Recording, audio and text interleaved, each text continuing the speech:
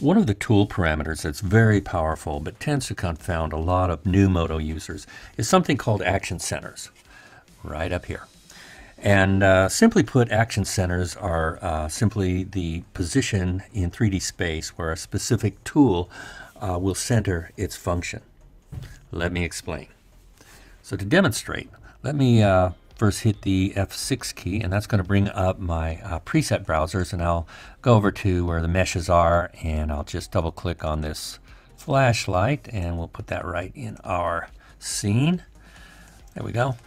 So if I want to move this object around, I'll hit the move tool up here, and you can see right away there is a little gizmo in the scene that allows me to grab hold of an arrow or one of these discs here, as you can see, to move the object around. So by default, that little gizmo falls right in between the what we would call the bounding box or the volume of the object. So let me quickly just click somewhere else in the screen, and look what happens. Oh, that action center wants to follow wherever I click. And so with the move tool, it's not such a big deal. But if I wanted to rotate this object, and I click over here, I'm rotating on a center axis that's way outside of the field of where I want to rotate. Okay, so same with the scaling tool. By default, it scales up wherever it finds a center, and it can be problematic if you don't know how to control it. And it seems at first it's just very random. But let's look at what we can do to fix this. So I'm just going to hit the Z key and undo all that. Hit the escape to get out of the tool. And I'm going to go over to Action Centers, and I'm going to set that to selection.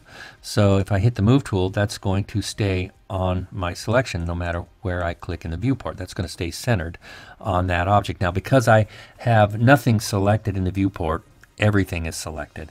So if I go to, I'll hit the Escape key, I'll hover over a couple of polygons there, hit the L to select that loop, and again, let's go to the, let's do the Scale tool. And I'll make sure my Action Center is set to selection, and it's going to allow me to scale it there. No matter where I click in the viewport, that Action Center is going to stay right there. Okay, so that's cool. And it's very, very powerful. And there are other action center types here that you can utilize. So for example, let's do the rotation, and I'm going to deselect that group of polygons there.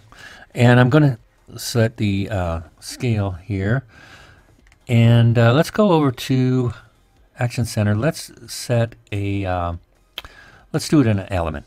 What that means is any element that I click on now will become the center of where that scaling is going to take place. So if I select here, the scale will take place from that center point. If I click over on this point here, then that scaling is going to take place from that point. So you can see that the action centers are quite powerful, and they are very, very controllable if you set anything other than automatic.